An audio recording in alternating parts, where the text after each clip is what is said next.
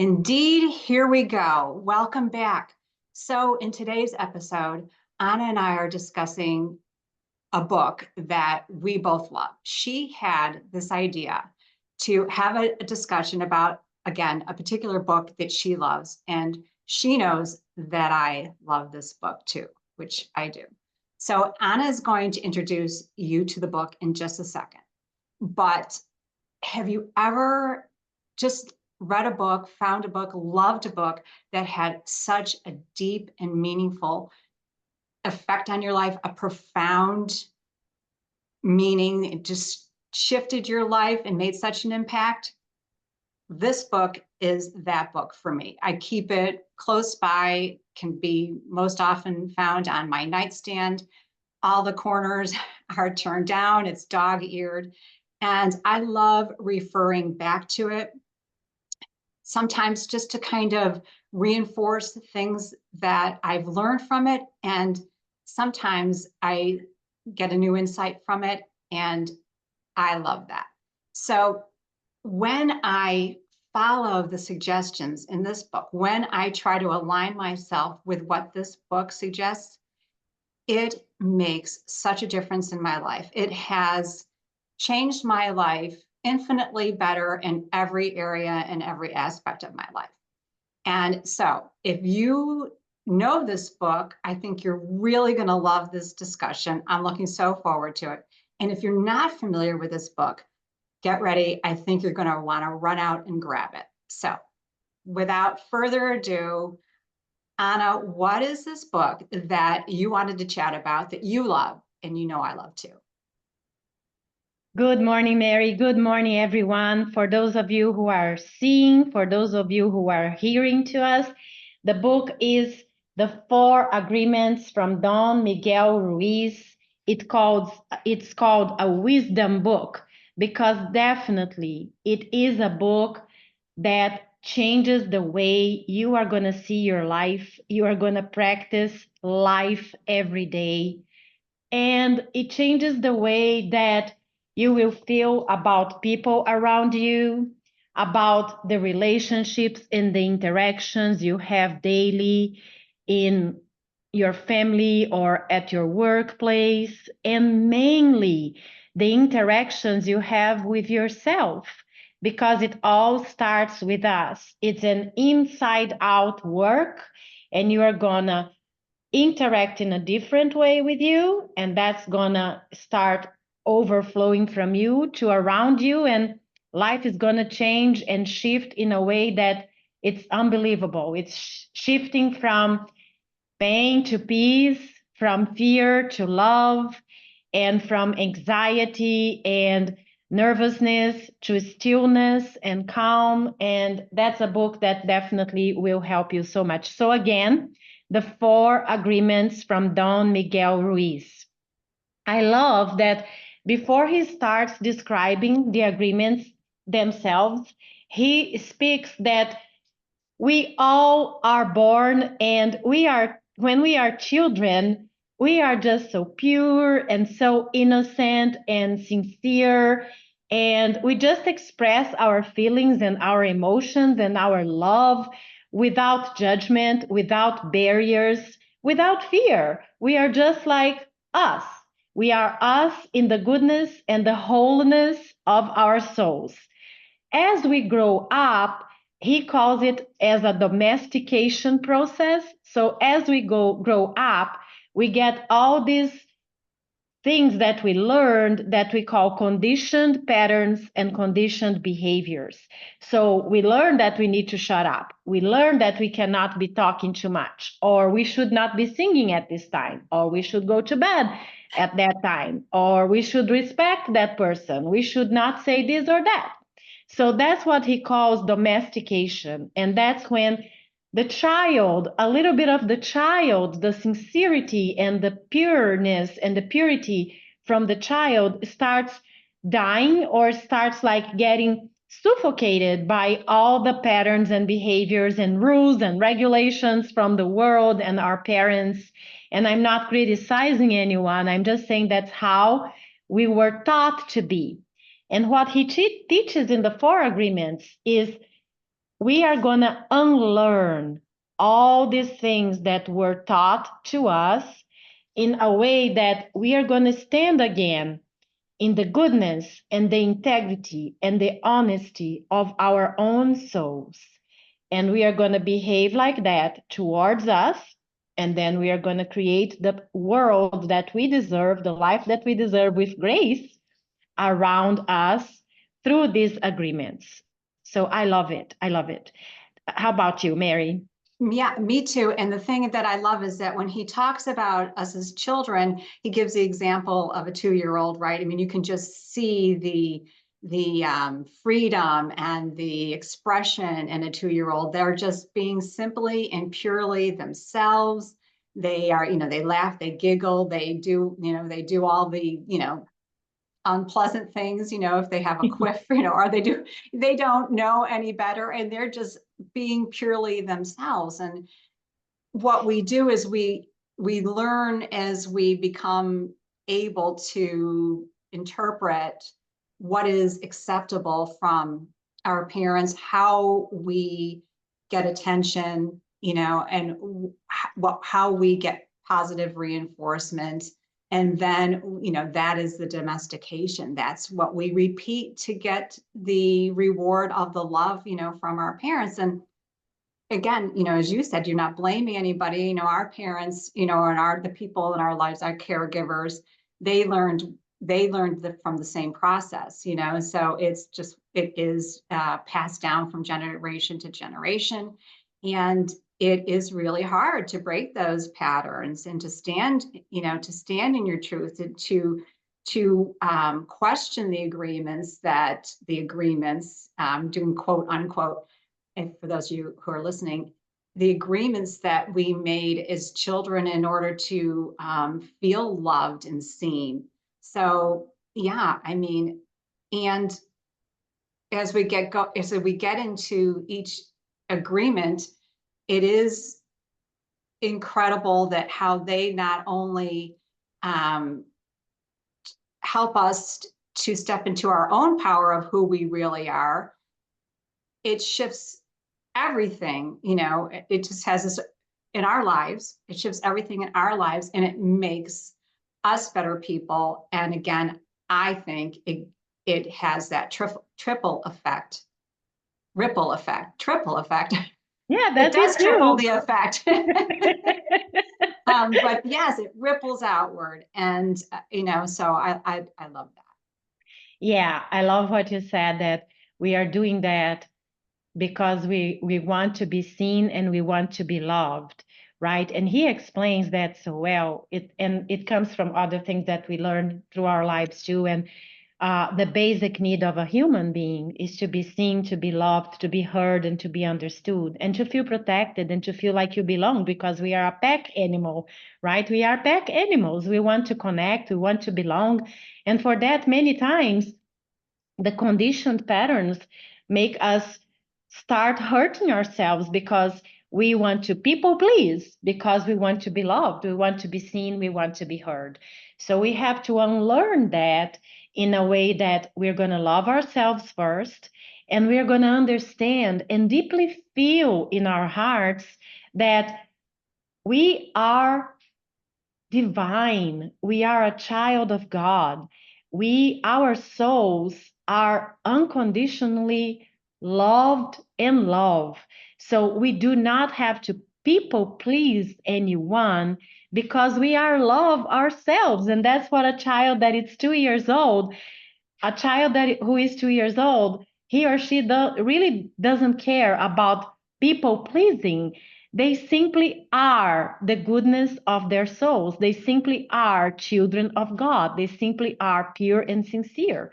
And that's what we are going to talk today about, the agreements, for us to slowly but surely, day in and day out, a daily work of intention and attention. We are going to really shift our behaviors from what he says in the book so well. It's not about what is right or what is wrong, or what is good or what is bad. It's much more about what resonates with my heart and my soul that makes me feel peaceful, makes me feel grounded, makes me feel still?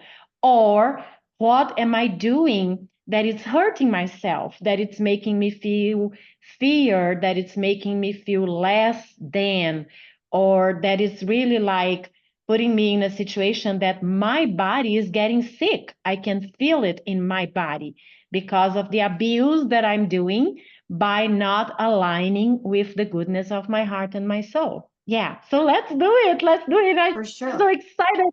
Yeah. And I love that. I think that I think a 2-year-old, when I'm thinking of the 4 agreements, a 2-year-old kind of does those things naturally. And I think, so that's why it's a good example all the way around, just from their innocence, their purity. And then also, I feel like as you were finishing up what you were just saying, I was thinking how, a 2-year-old just doesn't know any better, doesn't know how to not do these things that we're talking about. So do you want to introduce the first one, or Yep, should I? you could. Go ahead.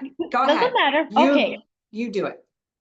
So the first one is the one that he says that it's the most powerful. However, it is also the most difficult for you to implement. And again, it is a work of attention and intention because we have learned differently, right? So it's about really focusing on what's going on in your brain, what's going to come out of your mouth, and pausing a little bit, which is what he calls the space in between. Before you speak anything, pause a little bit. And before you start the next paragraph, it's almost like as if you're writing your story. And yes, you are writing your story. So before you start the next paragraph, pause and ask yourself, is it real? Is it coming from my heart? Am I being impeccable with the word? So that's what he says. The first agreement, be impeccable with your word. And I love that he says, the word in the beginning, the word was God. God created the word, and the word was God. Because then he brings up a full sequence of thoughts that says, words have power. Words create your life. Words create your story. Words bring the manifestation of your dreams and of your desires. Words have power. Words manifest your life. And on that, he says, your word should be with integrity. Your word should be with honesty. The truth will set you free. So your word should not be gossiping, should not be in misery, should not be in complaint. Your word should be blessings for your life. And one thing that I heard from my pastor once at church was he saying, you can have a blessed life and you could have a cursed life, and that's your free will, right? So your free will of having a blessed life or a cursed life starts together with your thoughts and then manifests through your words. So let the energy that flows through your mouth be an energy of blessing, be an energy of belonging and acceptance. Again, starting to you. I love you, Anna. Thank you, Anna. You are here. You are standing up after all the things that you have gone through. Here you are standing up and being a voice for others to also stand up for themselves. So use your word, use your voice to really be something that will build the life that you deserve, a life of blessings. Yes, Mary.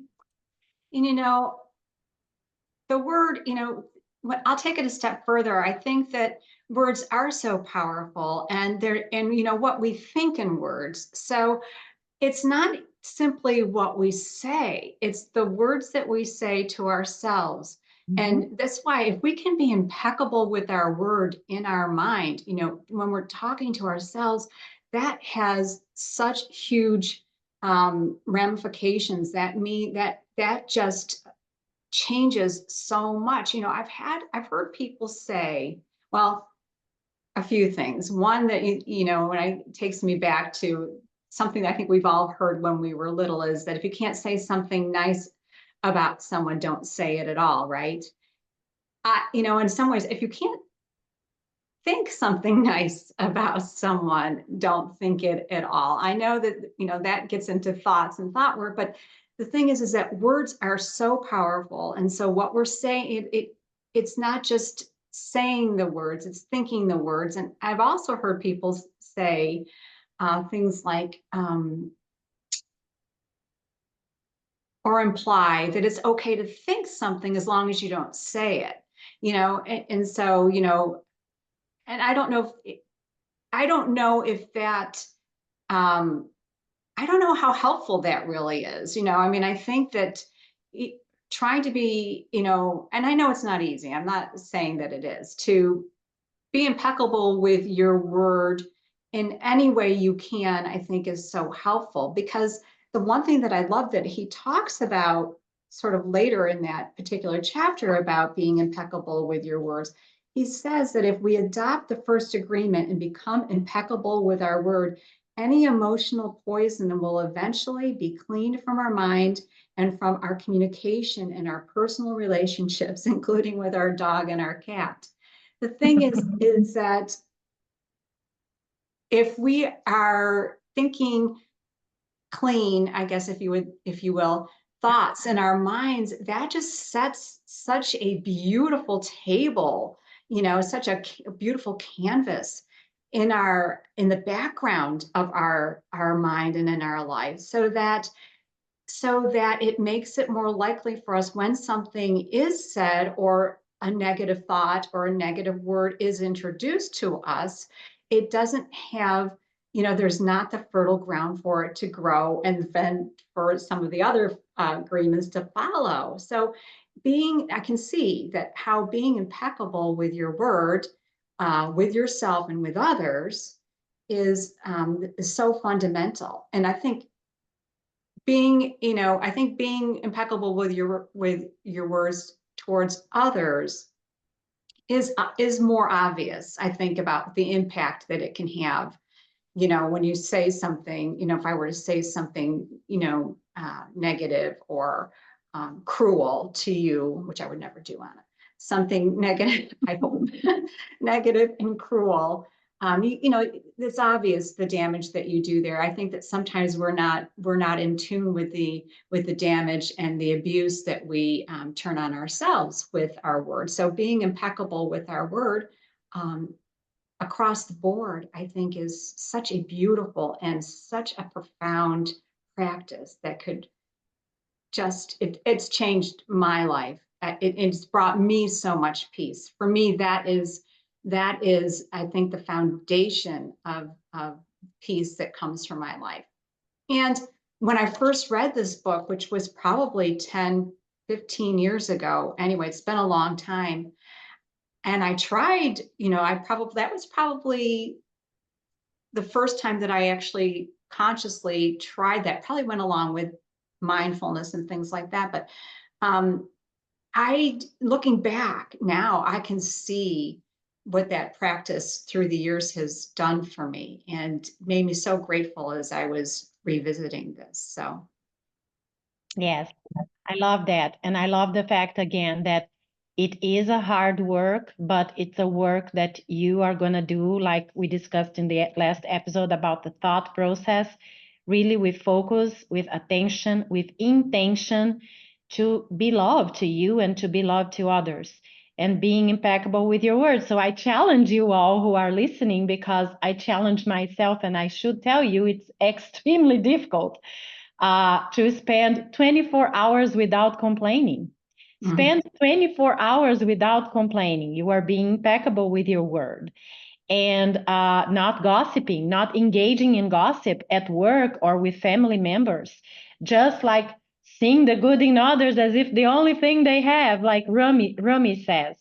And that's going to be a challenge. And it's a worthy challenge, because it really brings you to the awareness that without realizing, you say something that might be hurtful to you or to others. And then when you are focusing on, okay, I'm not going to complain, you realize, wow, yeah, It happens like instinctively. You don't even pay attention.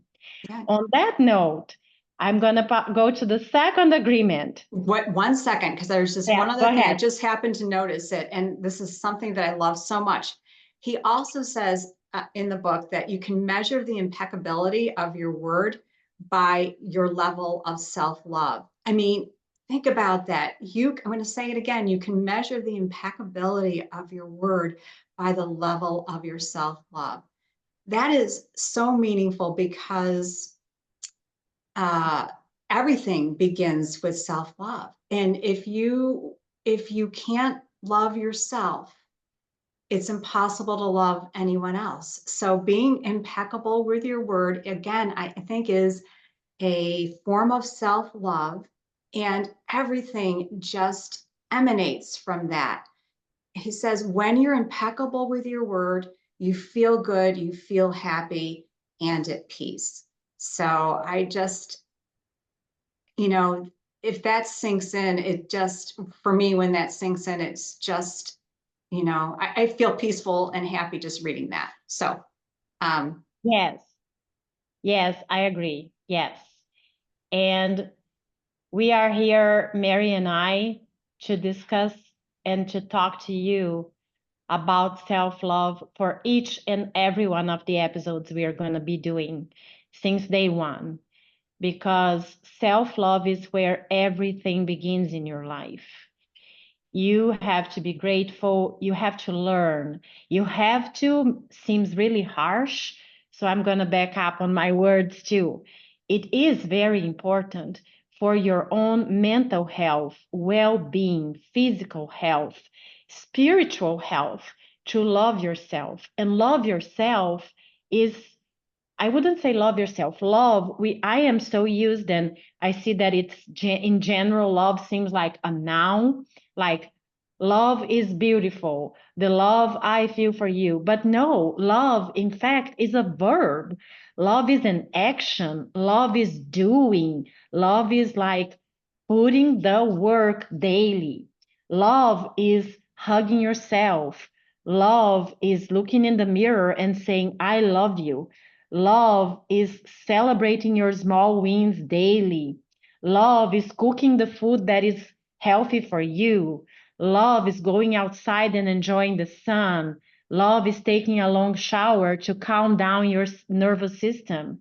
Love is going to the doctor when you know you have to, because many people postpone because of fear, and then it might be too late. I And just then took a you're deep breath.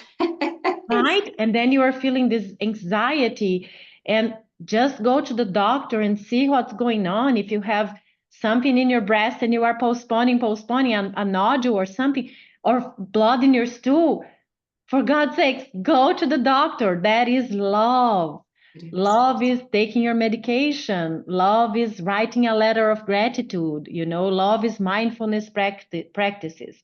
So love is action. It is action. And I will just say one last thing about that is that I think I always feel like in a lot of these episodes, I bring up our grief journeys a bit, but that is Well, just, they are love too. they are. But here's the thing, what I think that what I really learned about self-love is that self-love and self-compassion, but which are related, but self-love is the path for me, the most critical path to healing.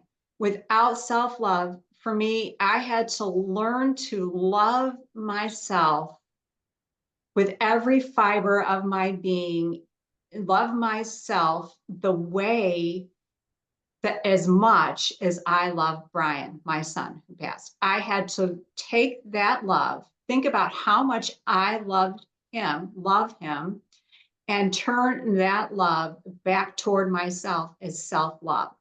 To me, that was the path, the really overarching technique or thing that I used to help me so much in my healing. So again, and you can measure your self-love through the impeccability of your word. So Yes, of what you tell yourself and what you do to yourself. And I know we are going a little bit on a tangent here. And the episode might be, we will have to probably do the agreements in different episodes. I don't know, because it's already, we are going longer here, but I love the fact that it's an informal conversation. We are talking with friends. We are friends talking in a patio, so not necessarily we need to follow a program. So what I like Mary saying about the grief journey is that the grief journey was definitely what made me realize self-love too. I am a medical doctor, so I have always been a caregiver to patients and to my work. And I was a caregiver of my mom who had cancer, a caregiver of my grandma who had a chronic disease, a caregiver of my husband. And I should say I was an amazing caregiver for others. And I had to realize how to be a caregiver for me. Like, again, that's what I'm saying. It's little actions, is having, like, for those of you who are saying, it's having a cup that it's written grateful, because I am grateful to be here with each one of you and able to connect. And also, one thing that it's really important that I want to say, one form of self-love that might be very hard, and it was very hard for me, and it is still hard for me, is to learn to ask for help. Like, I'm not telling I'm going to be really clear with that. It's important to know who are the people that you could ask help for. Not every people are going to be there to help you. So you have to know who you could seek for help. Someone you trust, someone that will hold you in a safe space, someone that will make you feel peaceful and calm and still, someone that will listen with no judgment, with no unsolicited advice, someone that might be there just to listen, someone to drive you to your doctor, a medical professional, a psychiatrist, a counselor. I don't know, whatever kind of help you who are listening right now, you are in need, seek for help. That's also being impeccable with your word, because that's being honest with what you need and what you want towards yourself. It's telling yourself, I need this help and I'm going to seek for help, because you might be in a very difficult place, and many times, yes, we are able to get out of difficult places by ourselves, but many times we need other people. And also, even when we don't believe we need other people, when we seek for help, it makes the unbearable more bearable. So seek for help. It could be in your church, it could be in your family members or friends, or again, medical or healthcare professionals. But this is being impeccable with your word. It's saying, I need help, and recognizing and honoring and respecting. Yeah. Yep. And so you can see just how powerful and important being impeccable with your word. It just affects and permeates every action that you take, everything that goes on in your life. So, all right, we can move on. Go ahead, Anna. Yeah. Introduce us to agreement number 2. Agreement number 2 is, do not take anything personally. I love agreement number 2. I'm going to repeat, do not take anything personally. What is the reason I love agreement number 2? Because it drops my expectations towards the behavior of other people with me. They could do or could say whatever they want or whatever they feel like it, because it's not related to me. It's related to their inner world. So again, there is a phrase that says, hurt people hurt people. So some people are rude and some people are mean. Some people are mean and some people are cruel, like Mary said. And it's not because of you. It's because of their own pain, their own mindset, their own conditioned behaviors and learnings. So do not take anything personally. Drop your expectations. You do not have to feel offended. You do not have to feel hurt. You do not have, like Mary said, if I come to you and say, hey, drink this, it's poison, you are not going to drink it because it's poison. So why are you accepting words that I'm throwing on you that are poison, or actions that I'm throwing on you that are poison? So do not accept poison from the external world because they are not yours. My grandma used to say that what belongs to us always finds us. So I would just revert that. What doesn't belong to you, just release it because it is not yours. And again, what I said in the beginning that he says in the book that it's so beautiful. You are your soul experimenting life in your body. And your soul is a divine creation. You are a child of God. So you are lovable, you are loved, you are light, you are everything that is good in the world. So you do not have to accept anything that decreases your value, that hurts you, that, you have to fear yourself. And one thing that he says too that it's beautiful is, if someone who is mistreating you walks away, that's a gift. So do not go after anyone who is mistreating you. That's a gift. But remember, the way you treat yourself is how you are teaching other people to treat you. And let's go back to self-love.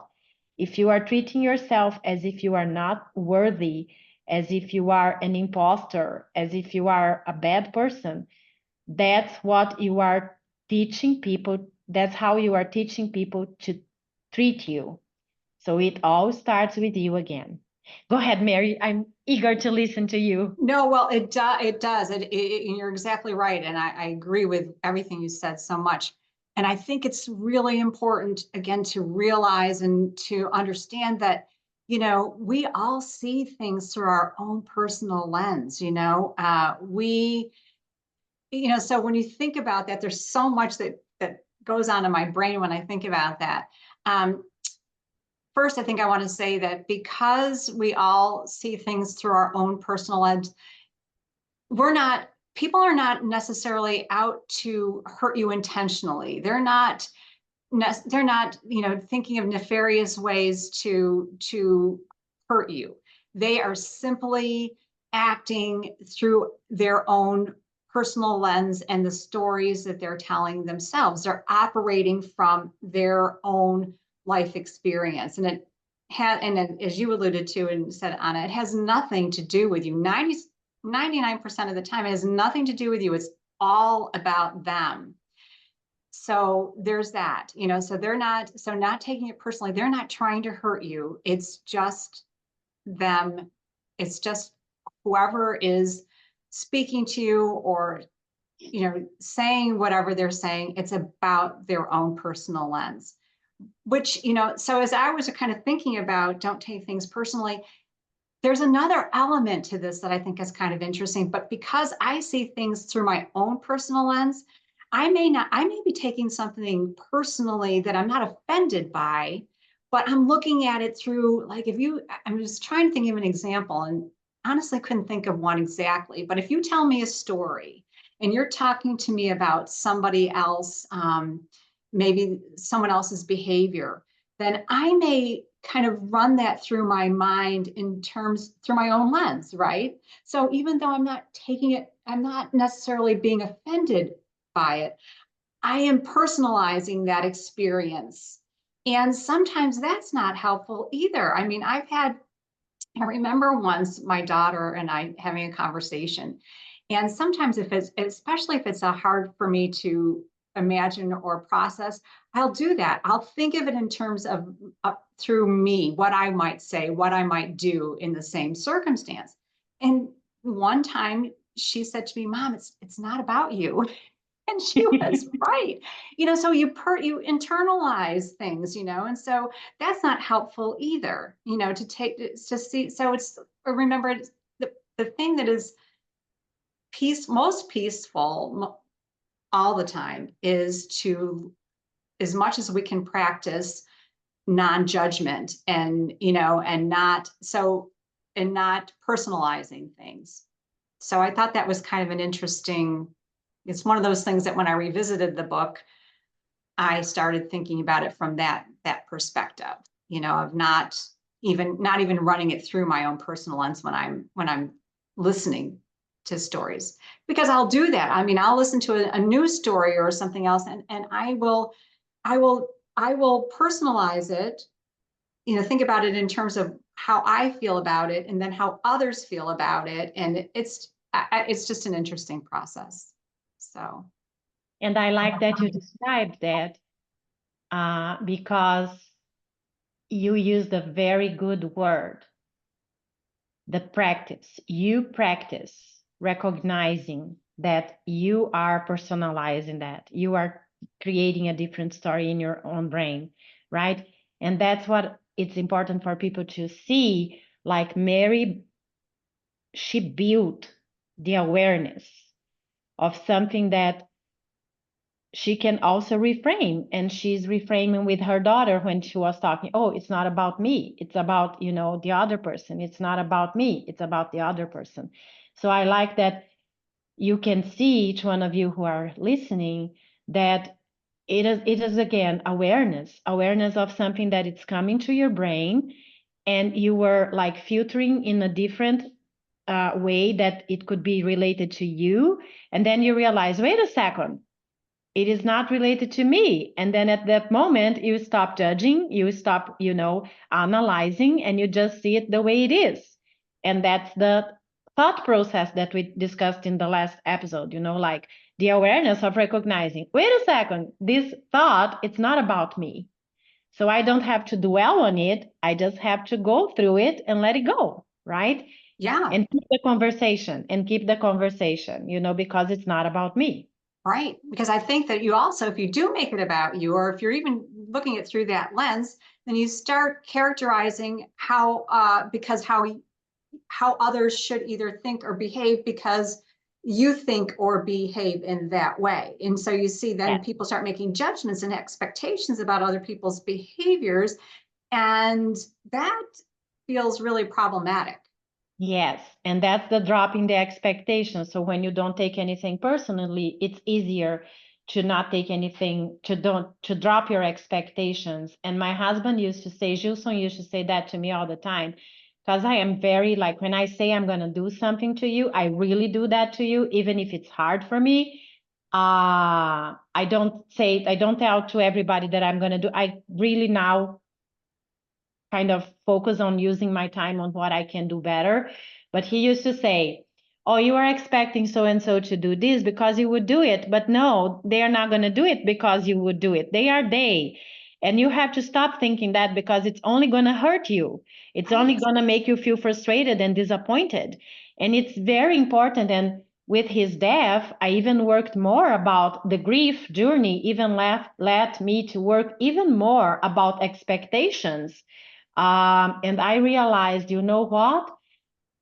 Friends, and that's what I created this analogy in my brain. Friends are like books.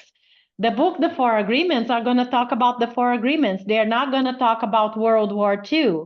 However, Viktor Frankl's Search for Meaning is going to talk about the Jews and the suffering and everything. And the Bible is going to talk about the Bible. So if I am able to understand that each friend of mine is a different book, I am able to expect from each one of them what they have inside of them. I'm not expecting more, and I'm not expecting less.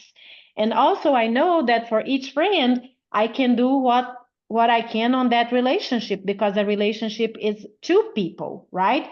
I'm not going to behave with you like I behave with my boyfriend, and I'm not going to behave with my boyfriend like I behave with you, because each one of you are giving different things to the relationship, right? Are bringing a different way for us to connect. So I love that because it's dropping the expectations. And he used to say, why are you expecting $1? No, $100 from a person who only has $1. That's Mhm. your problem. That's You right. want way more from that, but that's your problem. That's for you to work with yourself. If I can only give you $1 and you are expecting 100, that's not my problem. It's That's your expectation, right? that's And right. the same thing, why are you gonna give me 100 if my purse only fits $10? I'm gonna be wasting $90 from your energy, from your love, from your acceptance. So, give me what I can take, and you're not gonna be disappointed or frustrated that, oh my God, I gave her so much and she didn't do anything. And accept from me what I can give. And then we're going to have a relationship that it's pure and not taking anything personally and being impeccable, and a relationship that will grow from there. Yeah. And And so, oh, go ahead. go So, ahead. no, No, go. no, no, go ahead. I was just going to say, I think it's beautiful that you tied in expectation into taking things personally, because it really does come down to forming expectations. And because when you have an expectation and it doesn't meet your expectation, then that's where they judge that. And then that's what allows them to then take it personally, either becoming offended or internalizing it and making it about them when it's really not. Yeah, Yeah. Yeah. It's like you expect someone to tell you something, and then they don't, and then you take it personally, but it's not because of you, it's because of the other person. that's right. I want to bring up something because I think it really touched my heart. It resonated with my heart. You said, not everyone, no, you said people are not out there wanting to hurt anyone. I want to make an exception here because some people might be listening to this and might be in an abusive relationship like I Mm, was before. And that's why I'm going to bring this up here. Unfortunately, some people are out there to hurt others. And again, they are not hurting you because of you. They are hurting you, and they are not, and they might not, and I don't believe they are doing that intentionally, like Mary said, because it's a disease as well, like it's a mental disorder. So, but some people are there and they are there to hurt others because of their behavior and their mental disorder. And they are the narcissistic, toxic, abusive people or a psychopath. Again, I'm not judging anyone. They have a disorder, a mental disorder, a psychiatric issue.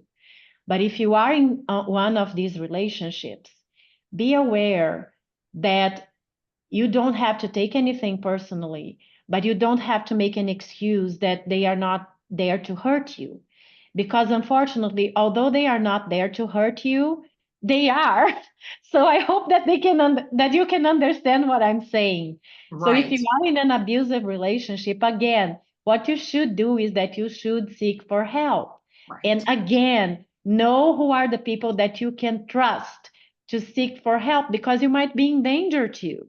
So seek for help from people that you trust, that you feel safe, that you feel that are not gonna, you know, sabotage you or collude with the narcissistic person. So seek for help. And it could be like police officers or medical providers or healthcare providers or your family or coworkers or friends, but just seek help because unfortunately you need to have the awareness that some people will hurt you because they are mentally sick. And you are the one, again, be impeccable with your word. You are the one who needs to protect yourself. right. And I think yes, I also want to be clear in that whether or not someone is intentionally hurting you, I think most of the time, or in everyday life, a lot of people say things thoughtlessly. They are not intentionally trying to hurt you in any way. However, at the end of the day, their intention also doesn't matter. And if someone is hurting you, either with their words or with their, physically, it is, it is important for you to either set boundaries or to remove yourself from a situation, just because no matter what their intention is, does not excuse the behavior. And it also means that you need to remove yourself and protect yourself. So yes, thank you for Yes. sharing that, Anna. And that's what he says in the book. If someone is hurting you, if someone is damaging you, if someone is cruel, if someone is narcissistic, if someone is abusive, and they leave, it Yes, is a gift. It is a gift. It is yes, a gift. Trust me, I was there. Trust me, I know that when you are in an abusive relationship, you are so destroyed and brainwashed that you get to a point that you have zero confidence and that you believe that it's your problem, that you believe that it's your fault, that you believe that you're doing something wrong, that you could have done something better, and the abusive person gets out of the relationship and you do not know who you are, and sometimes you think that it was better the way it was before. It is not. Pause and just be with yourself and be with your suffering and seek for help and rebuild yourself. Do not go back to a place that you were being hurt, that you were being killed each day in a different way, mental, psychological, or physical abuse. Do not go back there. And I love what Mel Robbins says, and she's writing a book about that, the let them theory. Let them be rude, let them be sick, let them be narcissistic, let them speak the words that are hurting you, let them do whatever they want, let them go away. And let me take care of myself, and let me rebuild my life, and let me speak my words of love, and let me seek for help, and let me learn to build healthy connections. Learn to build healthy connections and start with yourself. Start by speaking love to you and doing love to you, because that's freedom, and you need to be free from everything that is hurting you. And it's a daily work that you're going to do by using these agreements and by using everything that you have inside of you from your soul. Mary, I think we are speaking for 1 hour. it's 45 minutes.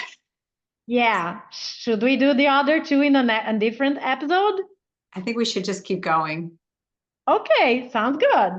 It's going to be a long episode, maybe, but that's okay. So, again, responsible choices. The third agreement, do not make any assumptions.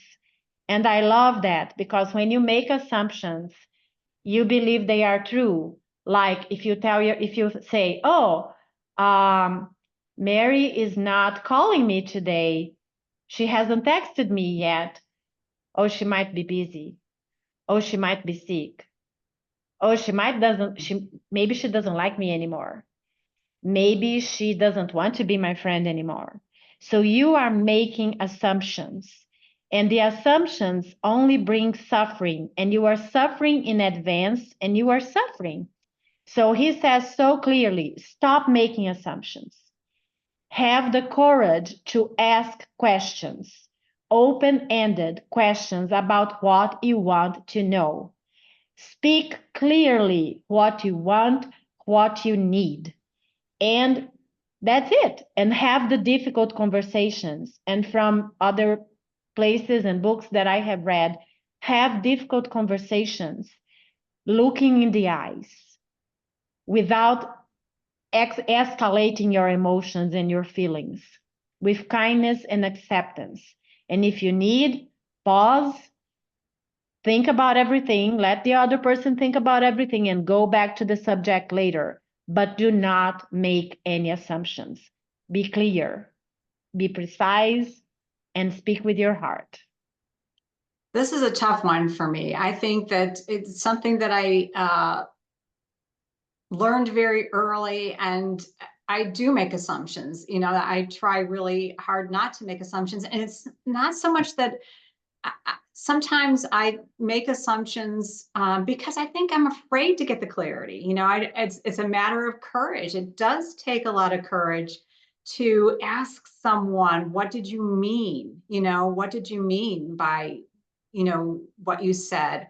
Or what does it mean if we need to do this? I think that for me, I think that getting clarity and asking the questions it can be difficult, and it is a matter of courage. And sometimes it's a matter of clarity. Sometimes it's not understanding what it is that you are seeking, what it is, what is it that I really want to know, trying to figure out the right questions to ask. But yes, and I think it's just so easy to make assumptions, especially if you think, again, when you look through your own personal lens and you think that,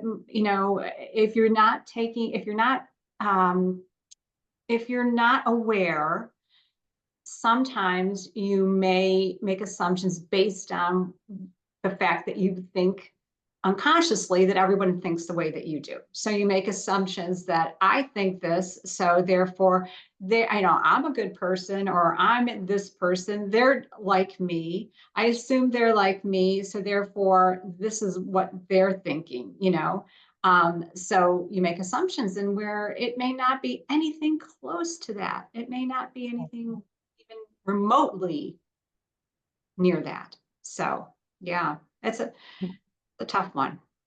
And I like you said that sometimes you don't want to ask the questions because you are afraid.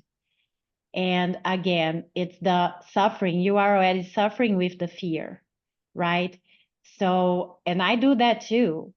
And what I've learned is, and what he says, and you said that too, is when you ask the question, the answer might surprise you. The answer might be completely different from what you're thinking, and then the suffering and is gone, and you get to a resolution, and you just build a more solid foundation in that relationship because you are building trust and you are learning to talk to each other with respect and acceptance. And if the answer that's going to come is the answer that you were afraid of, and it's going to be hurtful, I now believe, and it wasn't like that always, but I had to learn with grief. I now believe that it's better for me to know the painful answer earlier than later, because then I can just move forward, move with the lesson and keep growing. If it's something that something or someone that I'm going to lose, that wasn't supposed to be in my life. And if it's something or someone that we're going to have to work on that and make things better, thank goodness, because now that anxiety, it's not going to be there anymore, and we are going to focus on a different direction, And it has not always been like that. I have been in an abusive relationship, so that here's me. I never had the courage to ask many questions. But I've learned that for my sake, and the older I get, the less time I have in this earth, and I really want to use each and every second for my goodness.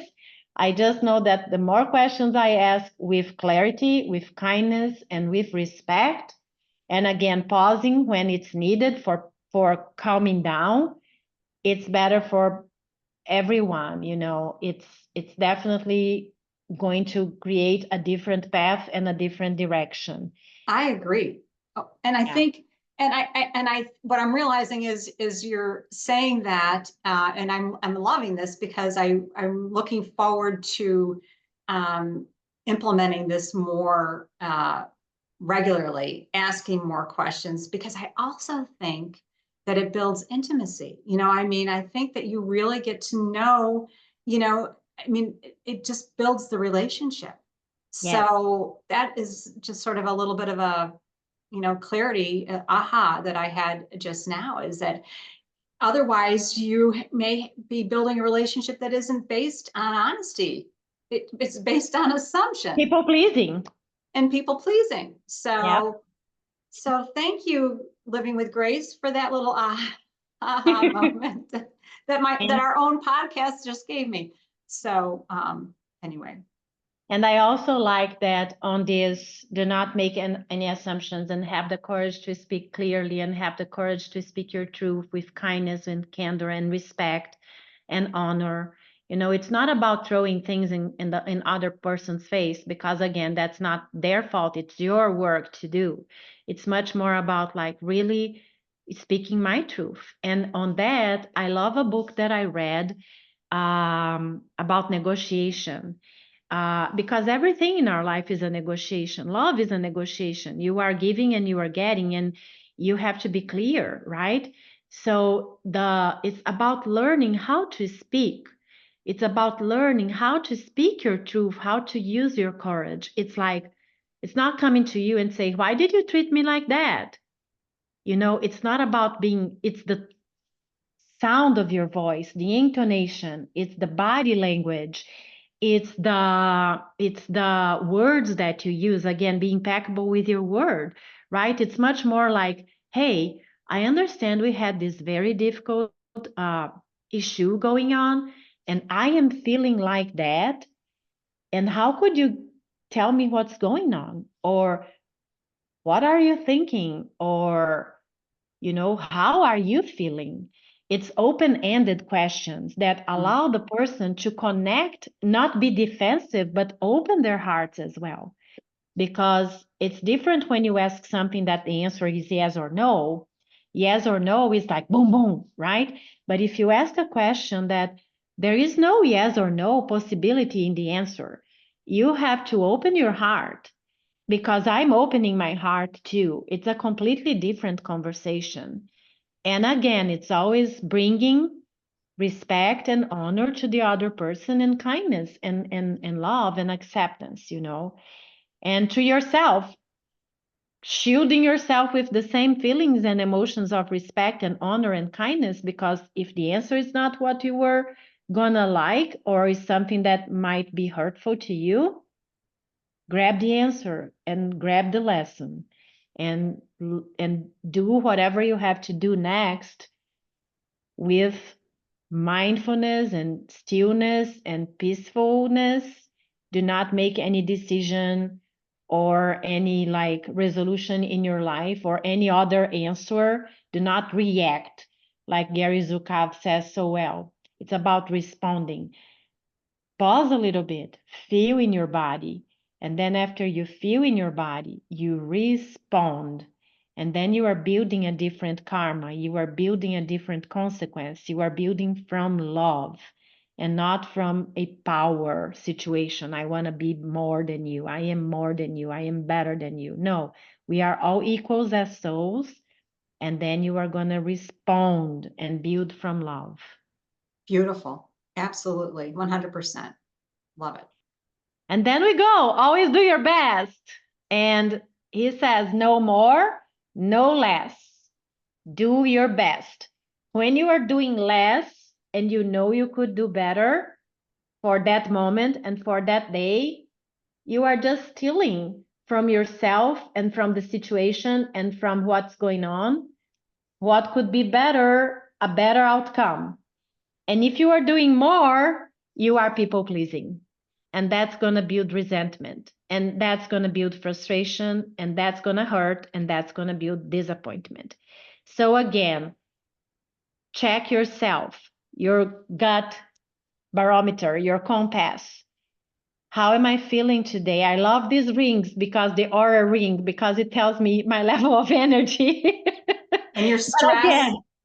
Yeah, but again, definitely, it is a good tool, but you don't need that. You know in your body how you are feeling. You know your level of energy. You know your level of emotions. So just feel your body. Just let your body tell you. And what he says, it's so important. Do your best. And I like what I think it's Jim Quick, I don't know, the one who talks about the brain, that he says, when you only have 30% of energy that day and you are doing 30%, you are already doing 100, because 30 was your 100 that day. So do your best. If you can only do 1%, you know what? You are still doing your best for the day.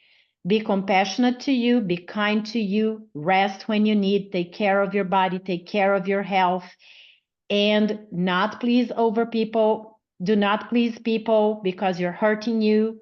Say no to others because when it means saying yes to you, because it's all again a question of honoring and respecting you, the person that is who is interacting with you, your level of energy, and the situation and the environment and the circumstance you are at that time. And it's going to be different when you're sick, when you are healthy, when you had a good night of sleep, when you were not sleeping. So yes. Well, and I also love that he says, I think he does say this, which is that I think he uses the analogy of being in a job or doing work that you don't really want to do versus living in an authentic life and doing something that brings you joy and creativity, or when you're living as close to your authenticity as possible, or when you are aligned with your authentic self, you are automatically doing your best. And how amazing is that? So I think in today's world, having the courage to step into who you really are, stepping into your authenticity, doing things, following things that bring you joy, light you up. It's, that does so much for you in general and towards living your purpose and your best life, but it also then enables you to give your best and do your best. So I love that. Me too. Anything else on that, Anna, or should we just go ahead and summarize? Yeah. Be impeccable with your word. Do not take anything personally. Don't make assumptions. Always do your best. And everything goes to for me, goes to one center. It's about connecting with my soul, pausing with me, really like evaluating what's going on in my mind and my heart. And that's the thought process, and that's the word as a blessing, and that's allowing people to be who they are. Let them and let me take care of myself, and really having the courage to speak and be the voice for me and for others, and doing my best. One thing that I have to remind myself over and over and over again, because of the conditioned behavior of need, I want to be seen and loved and heard. It's, I do not have to please anyone. I do not have to be a workaholic. I do not have to make myself smaller to be accepted. I am the goodness and the light from my soul, and I am a child of God. And no matter what, God, the creator and the universe, he loves me exactly how I am, exactly who I am, and I don't need to be more and I don't need to be less. I am perfectly imperfect and imperfectly perfect. Amen. So beautifully said and so true. So I hope that this episode has been helpful. Again, the book is The Four Agreements by Don Miguel Ruiz. And, you know, if you find, for me, I'm just going to put this suggestion out there. If you find this to be a lot of information, there's a lot there, start with one. And start with what you say to yourself and being impeccable with your word, because again, that is the foundation of self-love, which everything emanates and begins with. So if I could just offer that. And on Yes. that note, Yes. On that note, I want to say just one more thing. Just spread love and be love. And we love you all, Mary and I, and we just want you all to keep living with grace.